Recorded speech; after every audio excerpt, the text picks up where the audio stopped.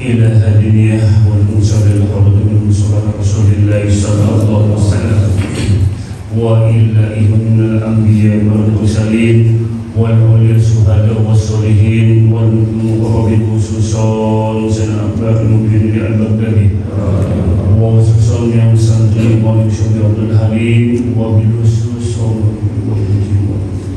wa ila khususan Al-Fatihah.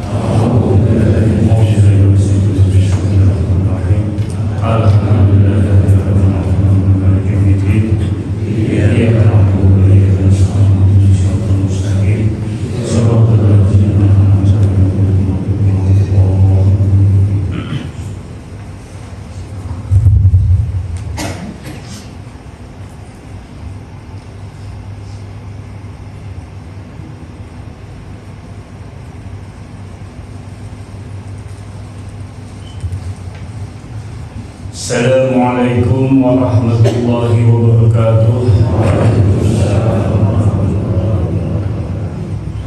Alhamdulillahilladzi karrama bani adama wastafa minhumul ulama wa khalaqa minhum zuhada wal hukama wal kurama wa waddala lil arifin billahi was sifati wal asma وأذقهم لذة المحبة والحقيقة الأشياء من الأرض والسماء والصلاة والسلام على سيدنا محمد خاتم الأنبياء الذي خلق من ذاته ومنه يوم الأشياء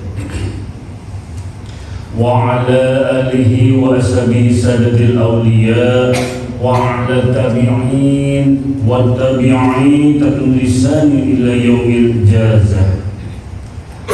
سبحانك لا علم لنا إلا ما علمتنا إنك أنت العليم الحكيم ولا حول ولا قوة إلا بالله العلي العظيم. أما بعد.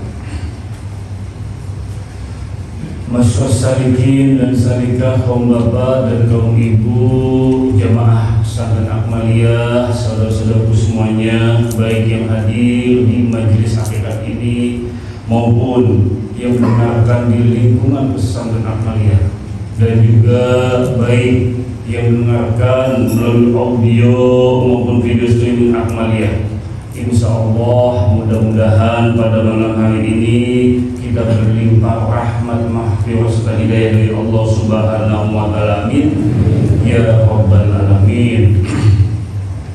Sebelum kita mulai kajian kita di mana membahas kitab Hikam Ibnu Athaillah, yaitu setelah sebulan lamanya itulah kita puasa di bulan Ramadan. Sebelumnya juga kita tawakuf, setelah Ramadan adalah Syawal, dan sekarang kita adalah memulai kajian kita, rutinitas kita di dalam ialah membahas kitab Hikam Ibnu Athaillah. Tetapi sebelumnya ialah kami di sini ialah mengucapkan minal aidin wal faidin, mohon maaf lahir dan batin. Taqabbalallahu minna wa minkum wa taqabbalallahu ya karim. Insyaallah mudah-mudahan semua kita saling memaafkan satu dengan yang lainnya. Memang ialah tidak menutup kemungkinan bahwa di antara kita ialah ada salah. Yang bukan berarti kita adalah orang yang suci, yang bersih. Pasti baik kesalahan yang disengaja maupun yang tidak disengaja. Oleh karena itu adalah saling memaafkan satu dengan yang lainnya, sehingga kita kembali menjadi orang yang bersih, menjadi orang yang ialah suci kembali. Setelah kita ialah berpuasa penuh di malam maksudnya di bulan Ramadan.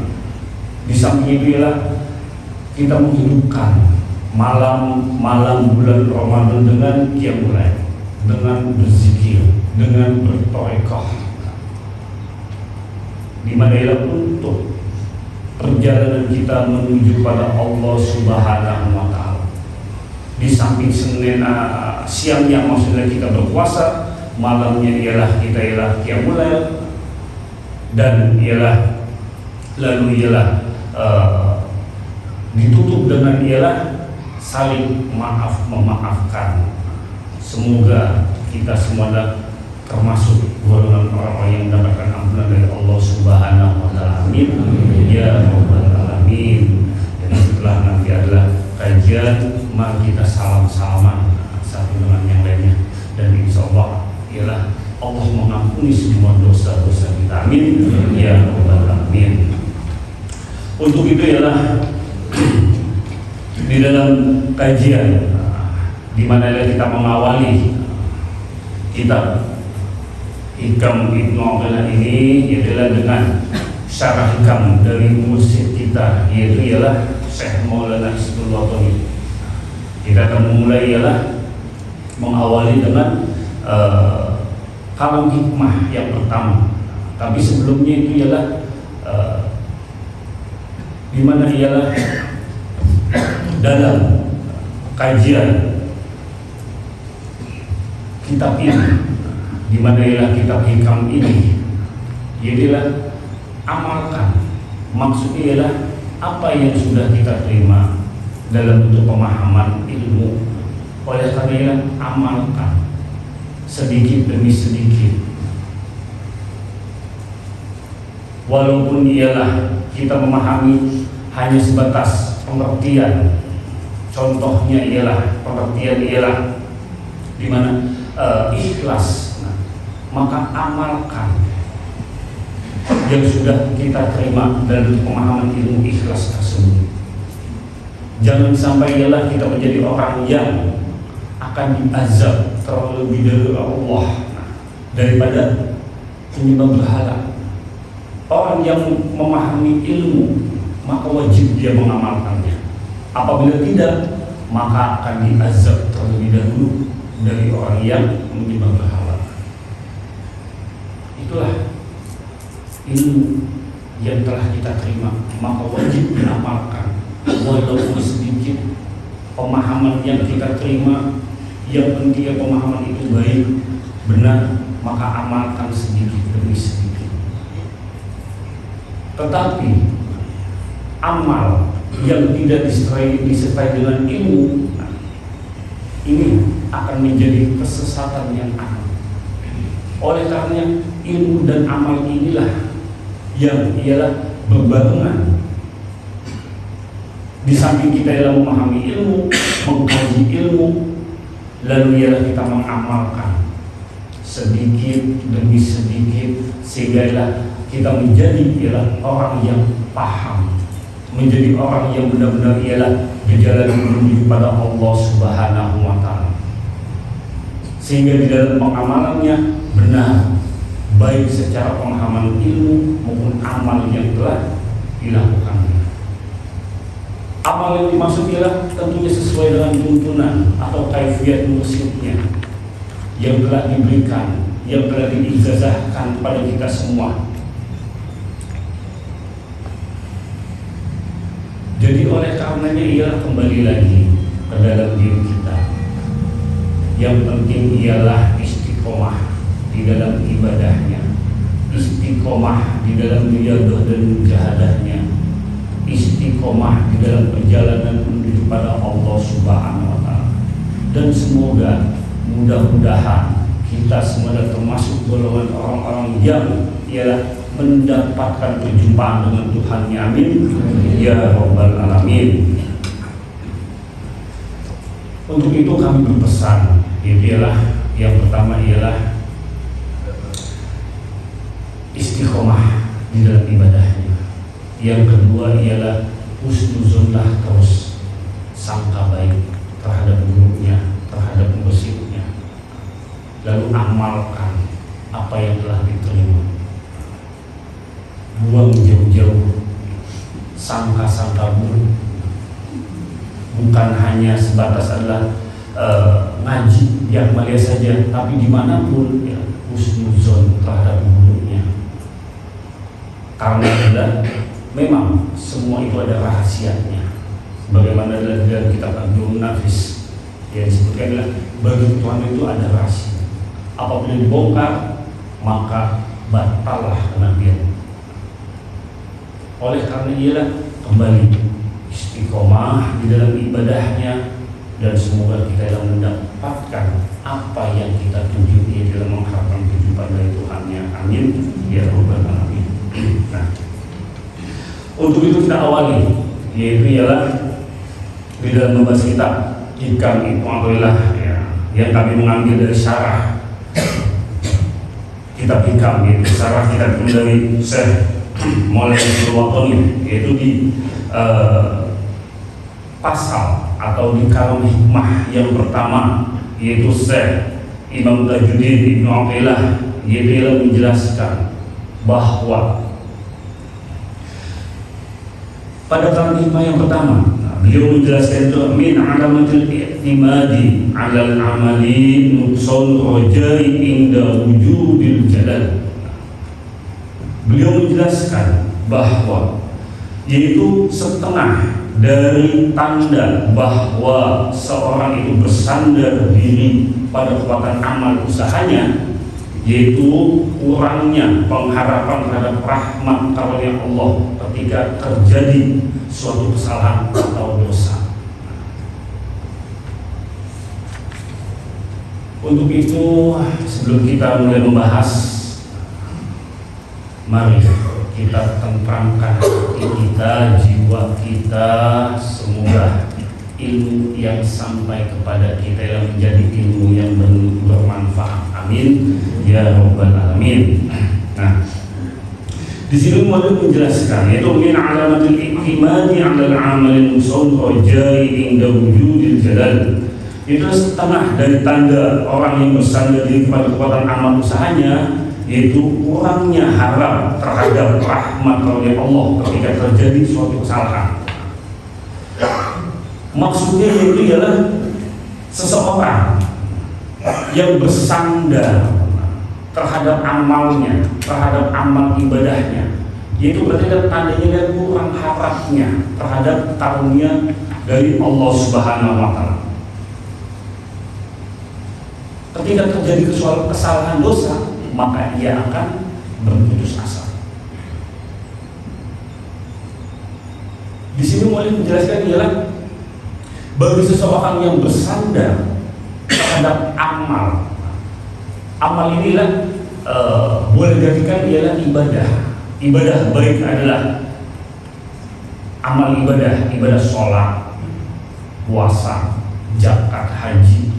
Orang yang bersandar terhadap amal, yang berserah diri atau bersandar kepada kekuatan amal usahanya itu, jadilah tandanya masih kurang terhadap ialah berharap atau mengharapkan rahmat karunia dari Allah Subhanahu wa Ta'ala. Tanda-tanda bagi orang yang ialah bersandar kepada amal usaha dan ikhtiarnya ketika sesuatu yang ia ingin tuju, sesuatu yang ia ingin cita-citakan, ketika tidak tercapai, maka akan menjadi putus asa, akan menjadi suatu kesalahan, dosa. Oleh karena orang yang mengandalkan dalam bentuk ialah usaha dan ikhtiar, teori dan strategi untuk meraih sesuatu, ketika apa yang dituju, apa yang dicita-citakannya tidak tercapai, maka ia akan berputus asa karena bersandar pada usaha dan ikhtiar, teori dan strategi tersebut. Bagi orang-orang yang hendak menuju pada Allah, orang-orang yang ialah boleh diartikan tauhid, salikin, seharusnya ialah usaha dan ikhtiar, teori dan strategi itu ialah dalam wilayah lahiriah. Tidak boleh, tidak ialah memang harus dilakukan, tetapi dalam bentuk sikap hati, iktikadnya, ia menyerahkan seluruhnya ialah kepada Allah Subhanahu wa Ta'ala. Ketika bersandar kepada usaha dan ikhtiar, ketika tidak berhasil, maka yang didapat ialah keputusasaan. Banyak orang yang mengandalkan teori, strategi, usaha dan ikhtiarnya, ketika tidak berhasil putus asa, bunuh diri, stres dan lain-lain sebagainya.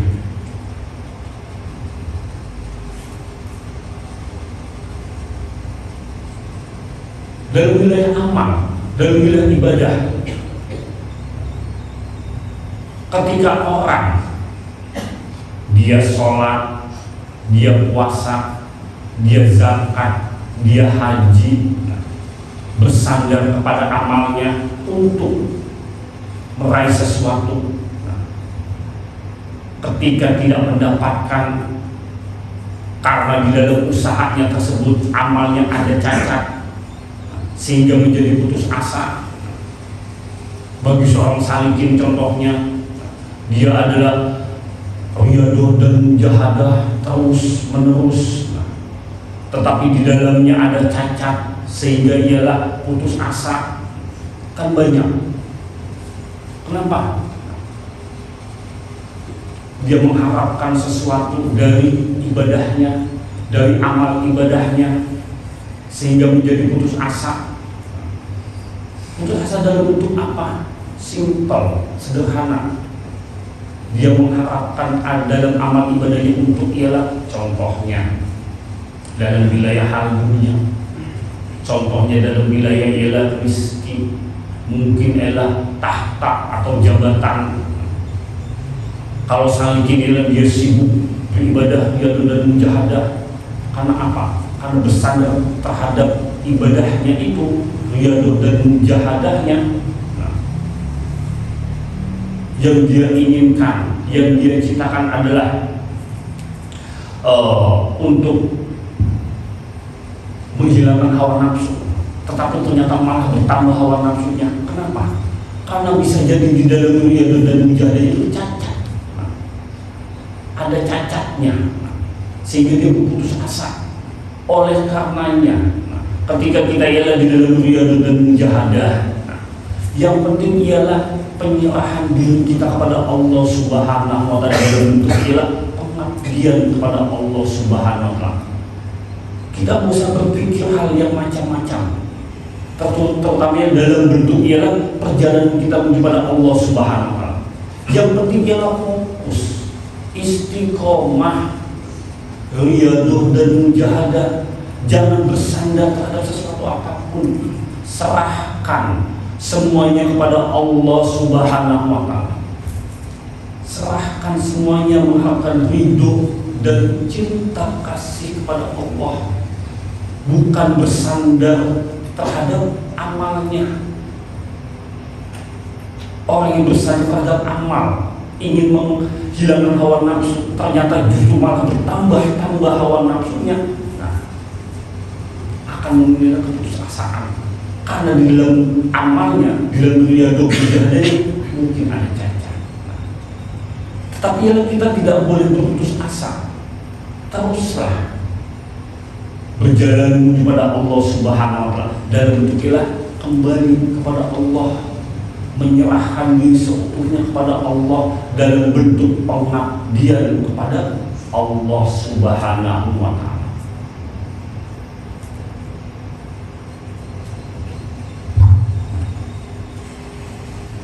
Orang yang berharap kepada Allah, tentunya inilah yang benar. Orang yang mengandalkan usaha, teori, usaha ikhtiar, teori dan strategi, yang bersandar terhadap usaha, teori, usaha ikhtiar, teori dan strategi tersebut, ketika adalah dia tidak mencapai sesuatu hal yang diinginkan, berarti adalah kurang harapnya terhadap rahmat karunia Allah Subhanahu wa Ta'ala.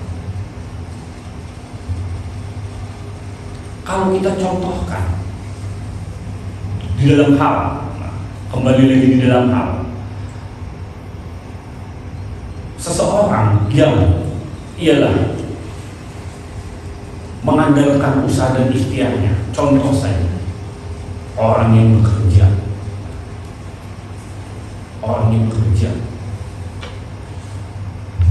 dia mengandalkan usaha, ikhtiar, teori, strategi,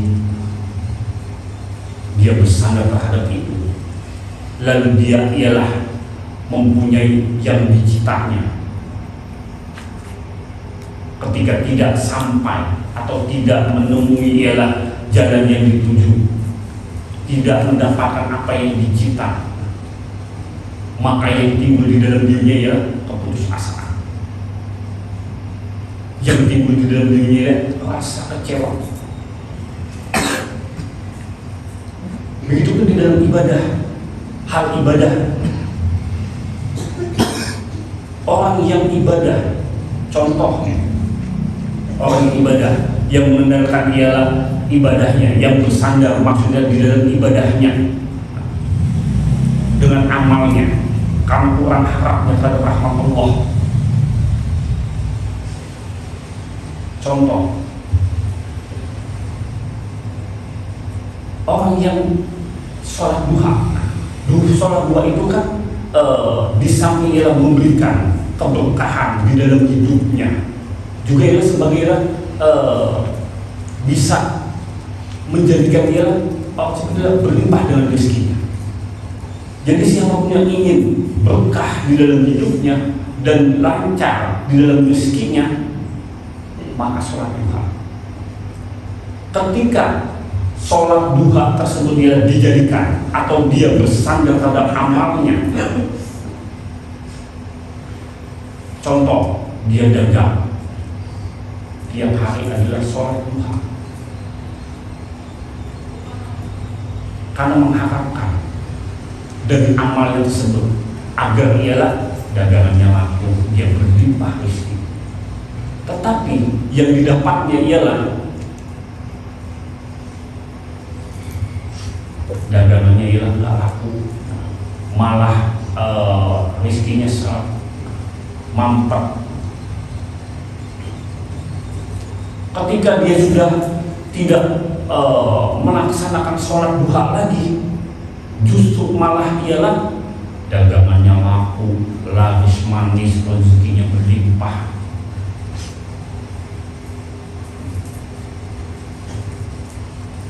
Padahal untuk urusan rezeki Allah telah mengaturnya, Allah telah memberikannya di dalam kehidupannya. Rezeki itu sudah diatur oleh Allah. Maksudnya kita tidak boleh atau jangan bersandar terhadap amal ibadah karena kurang harapnya terhadap rahmat karunia Allah Subhanahu wa Ta'ala.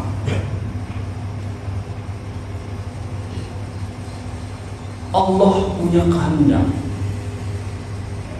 sebagaimana di dalam hadis qudsi, Anta turidu wa ana uridu.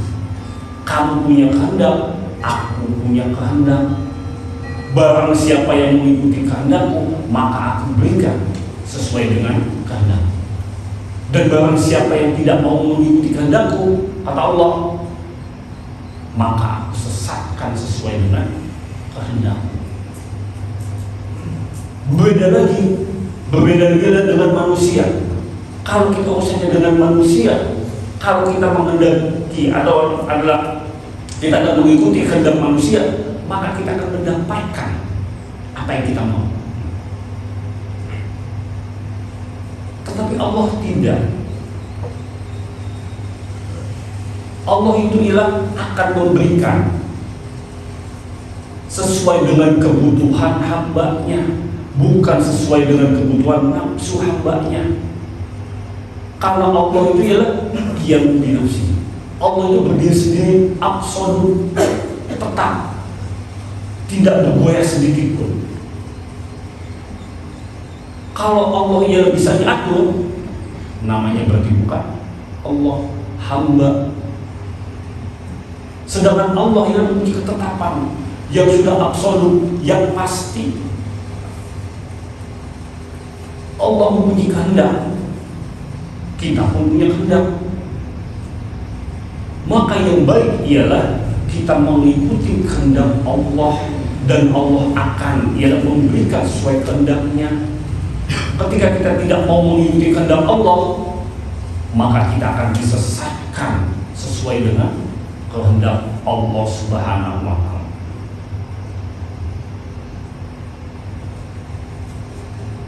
Inilah kita harus berserah diri atau kepada Allah Subhanahu wa Ta'ala. Jangan bersandar terhadap amal ibadah, karena amal ibadah itu adalah sebagai bentuk penyerahan diri kepada Allah, dalam bentuk pengabdian kepada Allah Subhanahu wa Ta'ala. Bukan amal tersebut dijadikan sandaran, karena amal tersebut kita bisa meraih sesuatu, kita bisa mencapai sesuatu. Bukan seperti itu. Justru ialah dengan amal ibadah itu, dengan amal ibadah yang kita lakukan ialah untuk kita mendekatkan diri kepada Allah Subhanahu wa Ta'ala. Adapun efek atau risiko dari amal ibadah yang kita lakukan, kita akan mendapatkan berbagai macam anugerah dari Allah.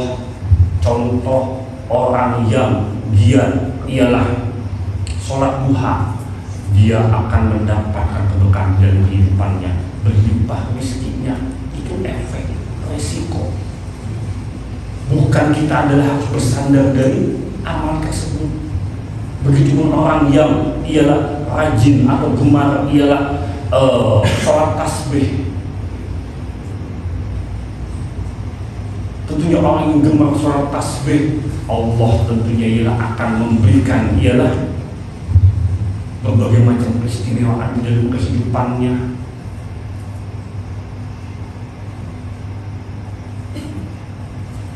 Ketika kita bersandar terhadap amal tersebut,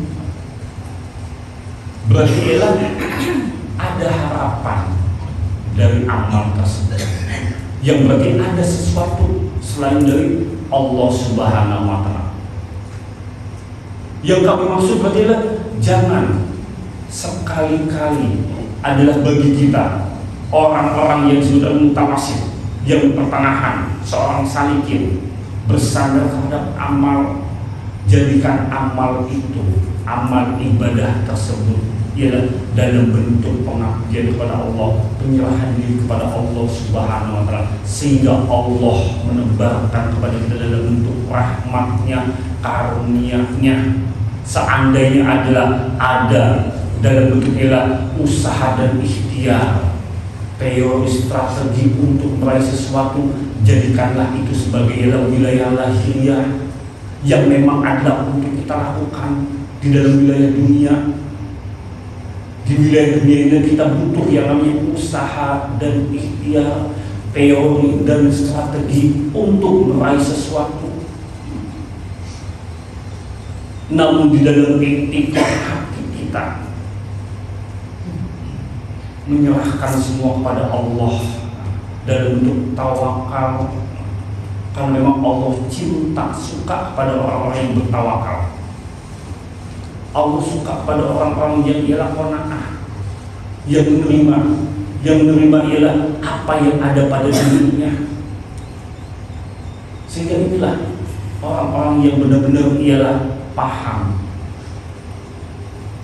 maksud yang disebutkan dalam hadis qudsi, anta turidu wa ana uridu. Kamu punya kehendak, aku pun punya kehendak. Barang siapa yang mau mengikuti kehendakku, maka aku berikan sesuai dengan kehendakku. Dan barang siapa yang tidak mau mengikuti kehendakku, aku sesatkan sesuai dengan kehendakku.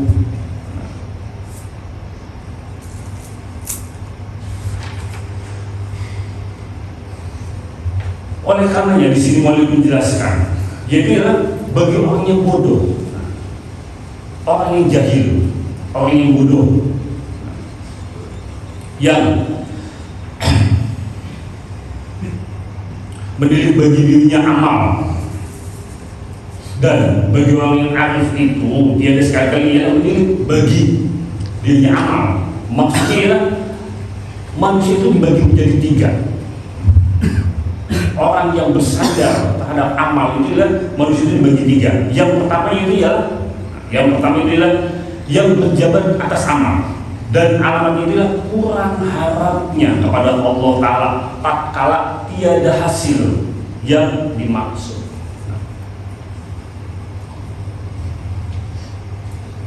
Maksudnya ialah orang yang mengandalkan usaha dan ikhtiarnya, amalnya, karena kurang harapnya kepada Allah Subhanahu wa Ta'ala, tatkala tidak menemukan hasil yang diinginkannya, maka dia akan berputus asa. Inilah yang disebut orang-orang yang bodoh. Maksudnya begini, orang yang mengandalkan usaha dan ikhtiar, ketika dia berhasil, maka dia akan mengusungkan dada. Ini loh, karena usahaku, karena strategiku, karena ikhtiarku, karena teoriku ini berhasil. Dia akan merasa sombong.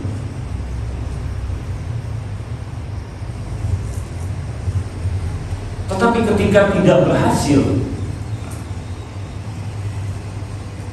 atas usaha dan ikhtiarnya,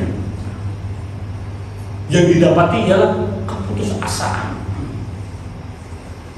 Inilah yang disebutlah orang-orang yang jahil, orang-orang yang bodoh, yang disebutlah orang-orang yang awam, orang yang umum. Kalau kita memaknai, berarti ialah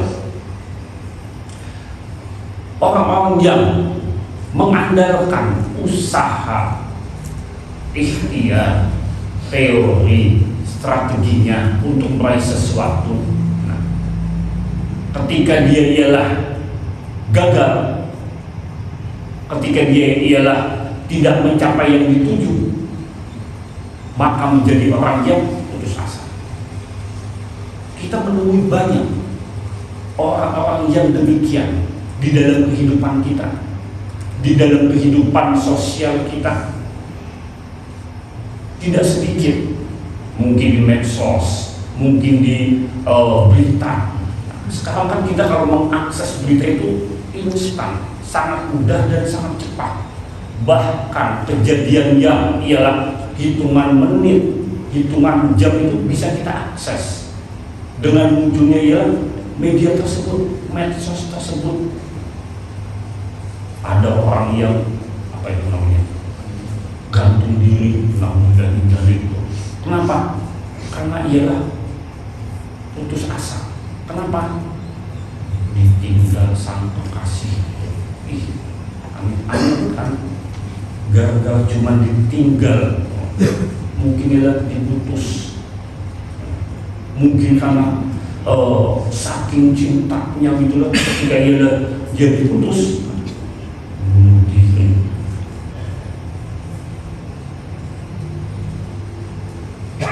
Maksudnya begini, kalau kita melihat bagi seorang wanita saja khususnya, ketika dia mengharapkan cinta kasih dari suaminya, seorang wanita mengharapkan cinta kasih dari suaminya, maka dia akan menyerahkan seutuhnya dan bentuk pengabdian kepada suami. Dia tidak akan bersandar terhadap apapun, usaha ikhtiarnya dia tidak akan bersandar kepada sesuatu apapun selain kepada ialah dalam bentuk ialah pengabdian terhadap suami.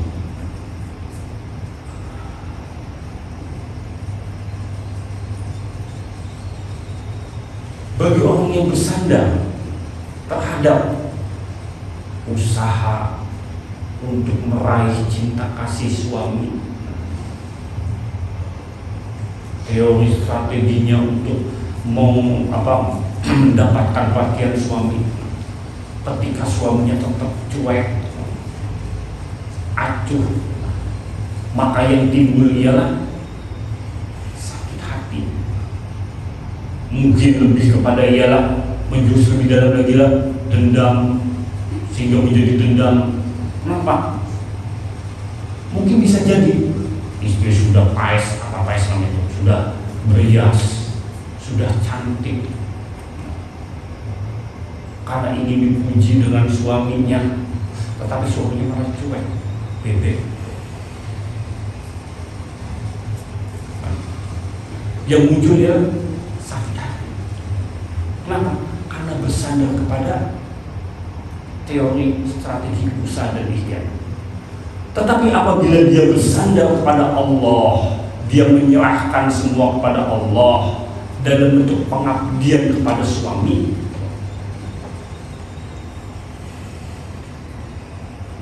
dalam bentuk pengabdian pada suami, inilah dalam bentuk ialah rahmat Allah. Allah akan memberikan kepadanya ialah dalam bentuk ialah ketenangan di dalam hatinya, ketenangan di dalam jiwanya, sehingga yang dia lihat ialah dalam bentuk ialah penyerahan diri kepada Allah Subhanahu wa Ta'ala. Sehingga ketika dia adalah paes dan adalah suami tidak adalah merespon, dia tetap menyerahkan semua kepada Allah Subhanahu wa Ta'ala. Tidak muncul di dalam dunia adalah sakit hati, karena memang semata-mata tujuannya adalah ibadah kepada Allah Subhanahu wa Ta'ala. Bagi orang yang bodoh, orang yang jahil, bagi orang yang awam, yang mau menjelaskan yang pertama, ketika adalah mengandalkan usaha dan ikhtiar, tetapi tidak sesuai dengan keinginannya, tidak sesuai dengan tujuan yang dicitanya, maka yang muncul ialah keputus asa. Inilah orang-orang yang sedangkan orang yang kedua, manusia ini yang kedua yang disebutkan di sini ya, orang yang berjabat atas anugerah Allah Ta'ala, dan alamatnya itu ialah rujuk kembali kepada Allah, baik dalam kesukaan dan dalam kesakitan atau kesusahan. Dan tatkala suka, senang, gembira, bahagia, maka ialah alhamdulillah dan syukur. Tatkala mendapat duka atau kesusahan, dia berlindung atau meminta perlindungan kepada Allah Subhanahu wa Ta'ala. Inilah bagi orang-orang yang mutawasil, orang-orang yang pertengahan, orang-orang yang sedang menuju pada Allah Subhanahu wa Ta'ala. Seorang salikin memang hendaknya seperti ini. Orang salikin, orang yang disebutkan orang tauhid yang berjalan kepada Allah Subhanahu wa Ta'ala, dia yang dijadikan amal ibadahnya itu ialah kembali kepada Allah Subhanahu wa Ta'ala, rujuk kembali. Ketika mendapatkan kesenangan, mendapatkan suka, kebahagiaan, dia ingat kepada Allah Subhanahu wa Ta'ala dalam bentuk rasa syukur. La in syakartum la azidanakum wa la in kafartum in azabna sadid. Dia senantiasa selalu bersyukur kepada Allah Subhanahu wa Ta'ala, karena Allah memberikan anugerah rahmatnya dalam bentuk kebahagiaan, suka, senang. Ketika Allah memberikan dalam bentuk duka, dalam bentuk kesengsaraan, mungkin adalah juga dalam bentuk penderitaan, dia senantiasa ialah berlindung kepada Allah, minta tolong kepada Allah. Sehingga inilah orang-orang yang disebutkan adalah orang yang pertengahan, orang yang mutawasid. Nah, memang seyogianya seorang saking ada di dalam wilayah ini. Yang ketiga, yaitu ialah yang berjabar atas bagian yang telah terdahulu, dan alamatnya ialah tidak gundah karena tiada sebab, maka tidaklah bertambah harapnya karena sesuatu, dan tidak berkurang harapnya karena sesuatu. Jikalau ditimbang harapnya dan takutnya, niscaya ialah bersamaan dalam tiap-tiap hal daripada segala ahwal. Tetapi adalah ia tetap senantiasa suka.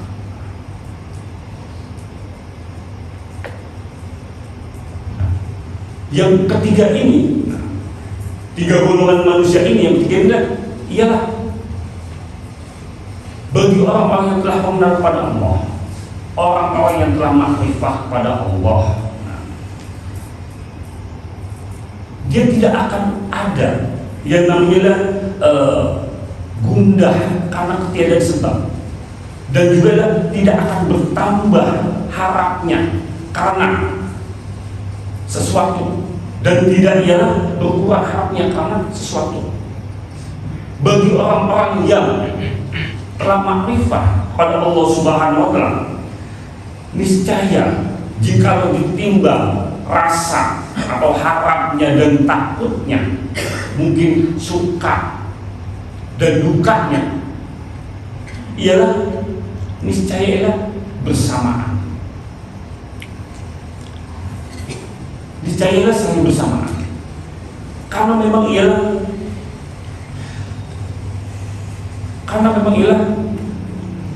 jika disuruh memilih, niscaya dia ialah tetap dalam senantiasa kesukaan. Mengapa demikian?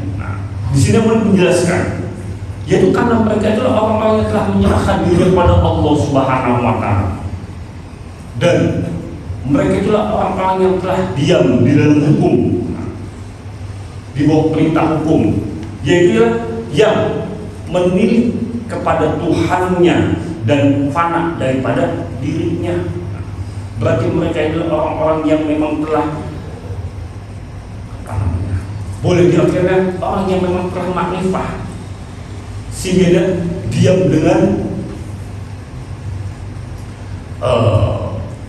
diam dengan ialah keadaan dirinya, maksudnya fana dengan keadaan dirinya, sehingga yang dia lihat ialah hanya kepada Allah Subhanahu wa Ta'ala. Berbeda dengan orang yang pertama, yang disebut orang yang jahil, orang-orang yang awam. Orang yang kedua adalah orang yang rujuk, orang yang kembali. Ketika mendapatkan suka, dia bersyukur. Ketika mendapatkan duka, dia berlindung pada Allah Subhanahu wa Ta'ala dan minta pertolongan kepada Allah Subhanahu wa Ta'ala. Orang yang ketiga berbeda lagi. Bagi orang yang telah makrifah, dia menyerahkan seluruhnya pada Allah Subhanahu wa Ta'ala. Bahkan tidaklah bertambah harapnya karena sesuatu, tidak mudah karena ketiadaan sebab, dan tidak bertambah karena sesuatu, dan tidak berkurang karena sesuatu. Jika bertambah, niscaya dia akan seimbang antara suka dan dukanya. Tetapi ia senantiasa selalu suka dalam keadaan apapun, baik suka maupun duka. Inilah ada pada orang-orang yang disebutlah arifin billah, orang-orang yang telah mengenal kepada Allah Subhanahu wa Ta'ala. Oleh karena kita menilik kembali ke dalam diri kita. Kita menilik kembali ke dalam diri kita, yaitu ialah maksudnya di posisi manakah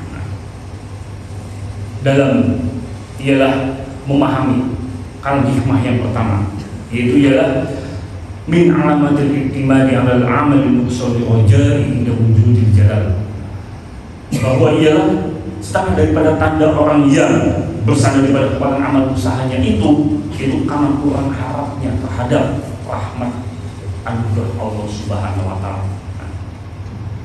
Setidaknya ialah kita ada di posisi ialah yang mutawasit, yang pertengahan. Ketika kita mendapatkan kesenangan, mendapatkan suka, kebahagiaan, apapun dan itu anugerah dari Allah, baik nikmat rezeki, nikmat sehat dan lain sebagainya, kita kembali kepada Allah dengan rasa syukur. Ketika kita mendapatkan duka, mendapatkan ialah penderitaan, maka kita juga kembali kepada Allah dengan ialah meminta pertolongan Allah, berlindung kepada Allah Subhanahu wa taala, tidak bersandar terhadap amal ibadah atau usaha dan ikhtiar, teori dan strategi yang diciptanya, tetapi ya kita menyerahkan kembali kepada Allah Subhanahu wa taala. Itulah bagi orang-orang yang mutawasit, orang-orang salikin yang hendak atau yang sedang berjalan kepada Allah Subhanahu wa taala. Dan bagi orang yang ketiga, inilah orang-orang yang telah makrifah, orang-orang yang disebutkan dengan arifin billah, para auliya yang memang yang disebutkan ialah tiada gundah, tidak ada gundah, tiada sebab, dan tidaklah bertambah harapnya karena sesuatu, dan tidak kurang harapnya karena sesuatu. Apabila ditimbang, niscaya dia akan seimbang. Maksudnya maupun suka maupun duka itu sama, senantiasa ia selalu suka. Ini adalah bagi orang-orang yang telah makrifah kepada Allah Subhanahu wa taala. Oleh karena itu, lalu di sini muallif menjelaskan, itulah dan setengah orang yang muhaqqik radhiyallahu anhu, barang siapa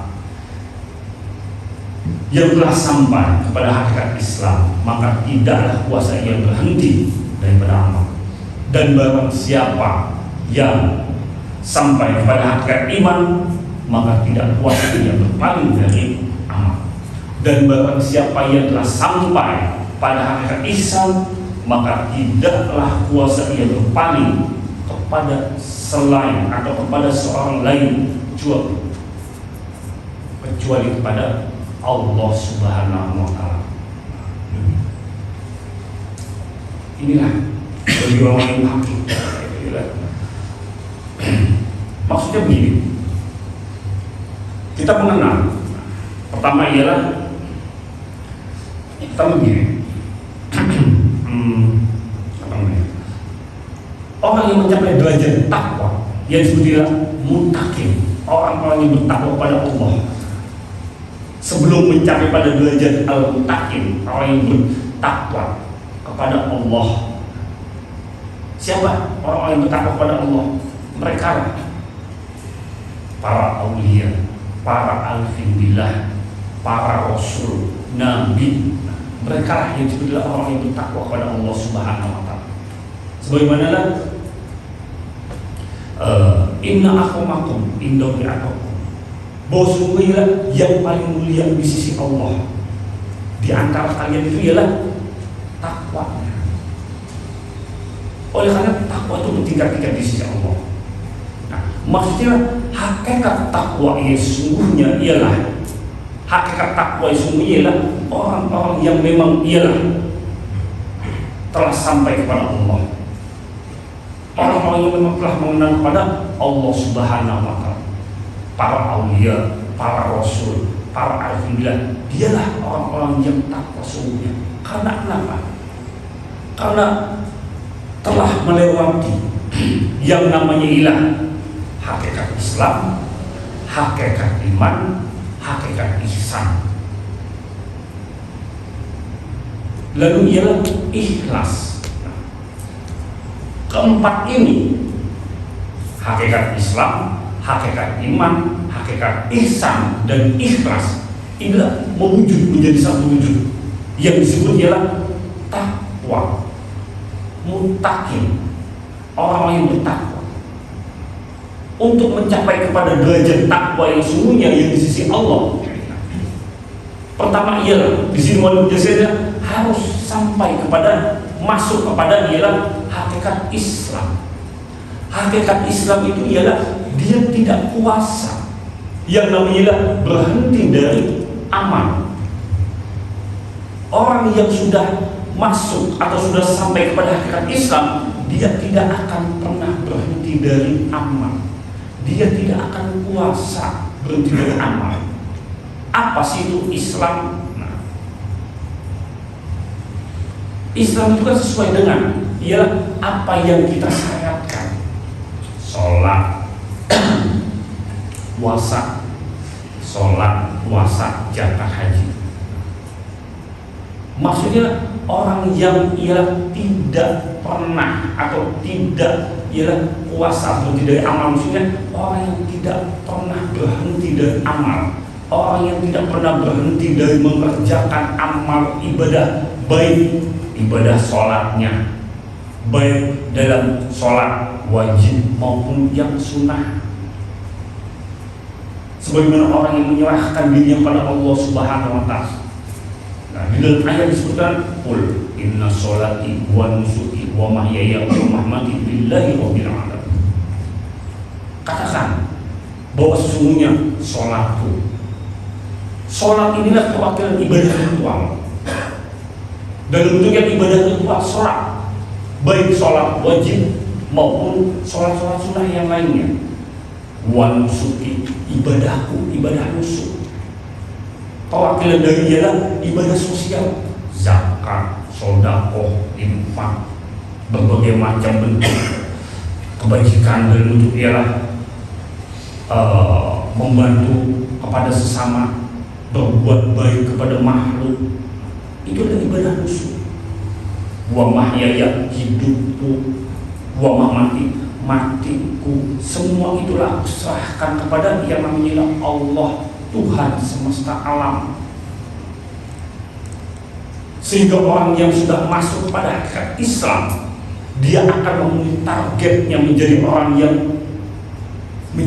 yang Islam. Target dari orang Islam itu, target dari orang beribadah maksudnya, sebagaimana target dari sholat.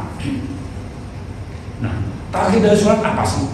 Target dari sholat itu ialah sebagaimana ialah inna sholat tanha anil fahsy wal munkar, bahwa sesungguhnya target sholat, bahwa sholat itu adalah dapat mencegah perbuatan keji dan munkar. Orang yang sholat berarti dia bisa mencegah dirinya ialah berbuat keji dan munkar. Keji berarti ada di dalam dirinya dalam bentuk kejiwaan, nafsu-nafsu yang di dalam dirinya dalam bentuk kejiwaan, yang dimana ialah boleh dikatakan dalam bentuk nafsu lawamah, perbuatan keji yang keluar dari mulutnya. Apa tuh? Ghibah, dusta, berbohong, riya, curi, dan lain sebagainya. Nah, dia bisa mencegah, karena target sholat itu ialah mencegah perbuatan keji yang di dalam dirinya keluar, dan ialah perbuatan ialah mungkar yang ada di sekitar. Itulah target sholat. Oleh karena orang yang sholat, orang yang mengerjakan sholat tetapi tidak memenuhi target dari sholat itu sendiri, yaitu mencegah perbuatan keji dan mungkar, berarti belum sampai kepada hakikat sholat. Karena sholatnya ialah masih belentang-belentong. Sedangkan orang yang masuk pada hakikat Islam, dia tidak kuasa berhenti dari amal, yang berarti dia terus mengerjakan amal ibadah. Dia tidak akan pernah sekali meninggalkan amal ibadah. Oleh karenanya orang yang berjalan menuju pada Allah Subhanahu wa Ta'ala, orang-orang salik, seorang salikin yang menyepelekan syariat, nah, bagaimana akan menyentuh aroma atau mencium aroma hakikat. Sedangkan dalam wilayah syariat, dan wilayah syariat saja tidak dilakukan, bagaimana ia akan masuk kepada yang disebut hakikat Islam tersebut. Orang yang sampai kepada hakikat Islam, dia tidak akan berhenti dari mengerjakan amal ibadah apapun, karena memang itu adalah sebuah syariat yang telah dicontohkan oleh Nabi besar kita Muhammad SAW, yang tentunya ialah sesuai dengan Allah dan Rasulnya. Jadi jangan berharap kita mengharapkan perjumpaan dengan Tuhannya ketika kita ialah ogah atau malas beramal ibadah. Sedangkan orang yang beramal ibadah sebagaimana akan dijelaskan, wa man kana yarju liqa'a rabbih falyamal amalan shalih. Barang siapa yang hendak mengharapkan perjumpaan dengan Tuhannya, maka hendaklah dia beramal soleh. Wala yusyrik bi ibadati rabbi ahad. Bagaimana dia ingin mengharapkan perjumpaan dengan Tuhannya, bagaimana ia ingin bertemu dengan Tuhannya, sedangkan mengerjakan amal soleh saja tidak. Bagaimana dia akan masuk ke dalam hakikat Islam? Oleh karenanya, sekali lagi, sebagaimana pesan mursyid kita, orang tua rohani kita, jangan kita sampai ialah meninggalkan syariat, terlebih adalah menjadi orang yang tahu syariat. Mentang-mentang kita sudah tahu hakikat, ilmu tauhid dan hakikat, lalu meninggalkan syariat, tahu syariat. Sekali lagi, dalam wilayah tauhid dan hakikat itu wilayah rasa, wilayah i'tiqad.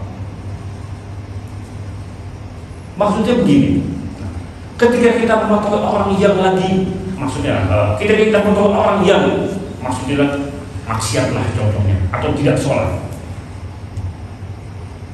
kita mengetahui orang sedang maksiat, bukan berarti adalah kita mendiamkan. Bukan kita dalam mendiamkan dalam arti kita, karena saya orang hakikat, saya tahu maksud itu kan juga dari Allah, biarkan saja. Nah, inilah orang yang salah pemahaman. Bagi orang yang mengamalkan ilmu tauhid dan hakikat yang baik dan benar, dan juga orang yang bersyariat dengan baik dan benar, ketika melihat sebuah kemaksiatan, maka hendaknya ialah menyelesaikan, menasehati, ajak ke dalam ialah kebaikan, ajak untuk meninggalkan kemaksiatan. Tetapi di dalam wilayah i'tiqad hatinya, dia menyerahkan semua kepada Allah. Ketika dia mau ikut dengan nasihatnya, bukan berarti karena dirinya, tetapi karena anugerah Allah, hidayah dari Allah masuk kepada diri orang tersebut, sehingga dia mau kembali ke jalan yang benar. Dalam bentuk i'tiqad dia menyerahkan kepada Allah, bahwa memang sehingga Allah yang memberikan hidayah kepada dirinya, sehingga tidak ada bangku preman, bahwa dirinya bisa menyelesaikan sebuah kemaksiatan tersebut.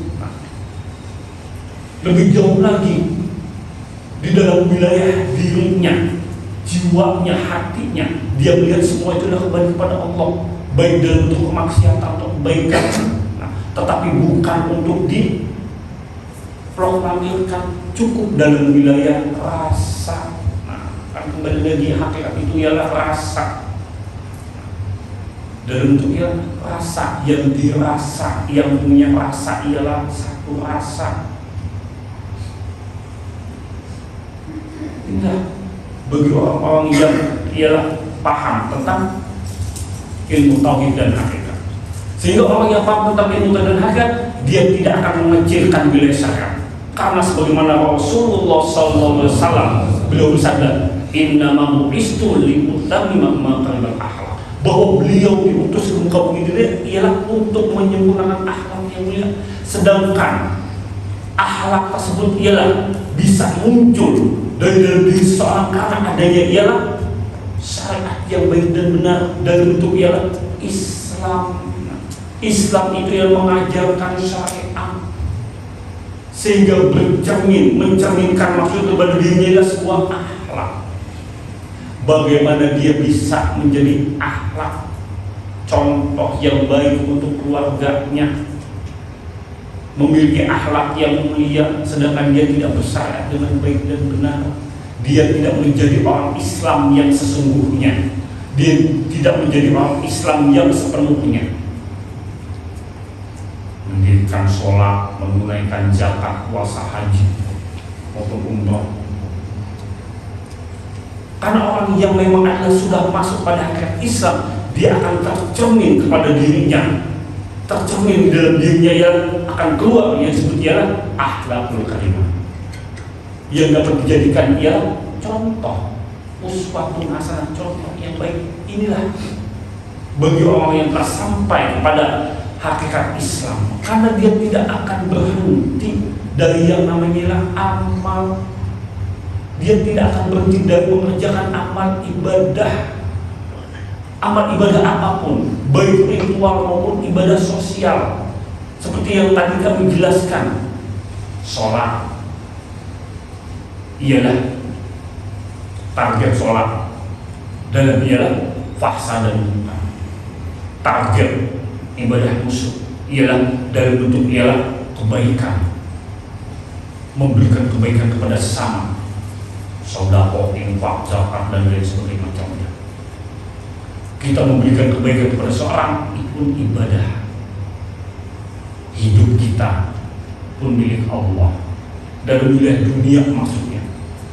Kita hidup di dunia ini ialah milik Allah. Apa sih yang disebut dunia? Dunia ini suatu keadaan di mana kita ada di dalamnya, itulah dunia. Contohnya kita ada di sini, inilah dunia kita, dunia takdir. Kita ada di pekerjaan, itulah dunia kita, dunia kerja. Kita ada di apa namanya? Hobi, dunia hobi. Yang hobinya mungkin ialah apa tuh namanya? Banyaklah hobi, mungkin hobi main bola, itulah dunia. Itulah yang disebut dunia. Semua itu adalah milik Allah. Mati kita pun milik Allah.